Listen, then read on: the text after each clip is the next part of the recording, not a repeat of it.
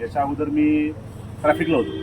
ट्रॅफिकला असताना जशी माझी पिंपळनेरला बदली झाली, मला सगळ्यात पहिले जुने जाणकार लोक जे होते, समजा वन्य मेजर झाले, गरजा अप्पा यांच्यासारखे तिथं लोक होते, ते मला सांगितले की पोल्युशन साहेब म्हणजे पोल्युशन अतिशय चांगलं आहे, पण लोक जे आहे ते कम्युनिस्ट माइंडेड आहेत. कम्युनिस्ट माइंडेड म्हणजे मला असं वाटलं की कम्युनिस्ट पक्षाचे लोक येत असतील म्हणून कम्युनिस्ट माइंडेड मला असं पहिलं वाटलं त्यामध्ये. परंतु मला मी नंतर चर्चा केली, म्हणलं कम्युनिस्ट माइंडेड म्हणजे तुमचा अर्थ काय. त्यांनी मला जे जुने जाणकार लोकांना पिंपळनेर पोल्युशन काय आहे किंवा पिंपळनेर गावकरी काय आहेत, म्हणजे पिंपळनेर गावकरी म्हणजे मी पिंपळनेर प्रॉपर गाव सांगत नाही, अख्खं पोल्युशनची हद्द सांगतो. ज्या लोकांचं एक मी ऑब्झर्व केलं, चांगली गोष्ट असेल तर चांगलंच म्हणणार, वाईट गोष्ट असेल तर वाईटच म्हणणार. ते म्हणजे ते भिडभाड ठेवणार नाही.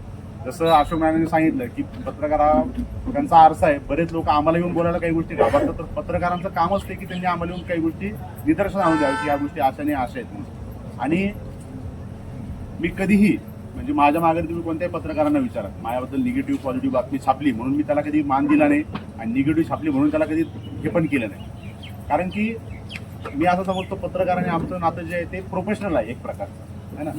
तर जी गोष्ट पब्लिक बोलू शकत नव्हती ती मला लोक बोलू शकत होते. तर कम्युनिस्ट हा विषय मी ज्यावेळेस इथं आलो त्यावेळेस प्रत्यक्ष अनुभव हे की लोक इथं चांगल्या गोष्टींना तुमचा व्हावाही तेवढीच करणार आणि तुमचं चुकलं तर तुम्हाला बोलणार आहे तेवढ्याच गोष्टी. सुदैवाने माझं आणि माझ्या स्टाफचं मी कौतुक करत की त्यांनी कुठल्याही प्रकारची निगेटिव्ह गोष्ट की ज्याच्यामुळे मला लोक येऊन बोलतील ही गोष्ट येऊ दिली. हा, एखाद्या तपासामध्ये आता चोरी झाली, लिंबारावीचं मोठं प्रकरण झालं होतं की अज्ञाताने येऊन मारलं, ते माझ्यासमोर एक चॅलेंज होतं.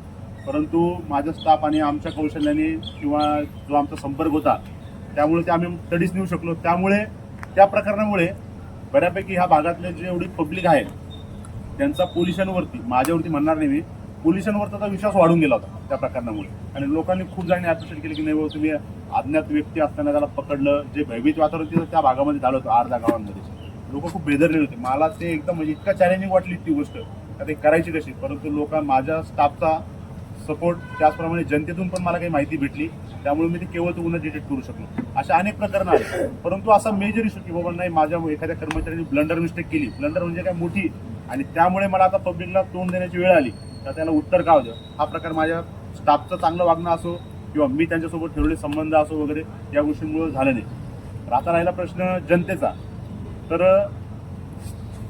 माझ्या स्टाफला तुम्ही माझ्या माघारी विचारा किंवा पब्लिकमध्ये विचारा, मी कधी विचारलं नाही की जेवढ्या चांगल्या लोकांची नावं घेतली किंवा वाईट कोणाला म्हणायचं नाही, की कर्तृत्व कोण कसं सिद्ध करतं त्याच्यावरती तो ठरतो की तो काय करतो काय नाही म्हणू शकतो. मी कधी विचारले की यांनी नेमकं काय केलं म्हणून त्यांचं नाव होतं आणि यांनी काय नाही केलं म्हणून यांचं नाव होतं, मी हे कधीच बघितलं नाही.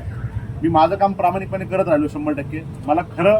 मला आयुष्यात कोणती गोष्ट आवडते तर मला खरं आवडतं, मला खोटं बिलकुल जमत नाही. हा, 2-5% इकडे तिकडे जसं होतं, जसं आता माझे जसं अर्जुनाने सांगितलं तशी ती गोष्ट मला ही गोष्ट माहिती नव्हती की खरं असतं शेवटी. ते सत्याच्या जवळ टिकतं काळाच्या कसोटीवर. मला सत्य लागायचं. बऱ्याचदा मी लोकांना बोलायचो, जे माझ्याकडे चांगले पुढारी लोक पण आले त्यांना मी डायरेक्ट सांगितलं ही गोष्ट माझ्याकडून होणार नाही, तुम्हाला काय करायचं ते करा. मला ती गोष्ट आवडायची, त्यामुळे बऱ्याचदा लोक माझ्याकडून दुरावचे. परंतु त्यांना काही कालावधी कळायचं नाही, साहेबांनी सांगितलं ते खरं होतं, आपण त्या गोष्टीला गेलं पाहिजे. म्हणून काय आलं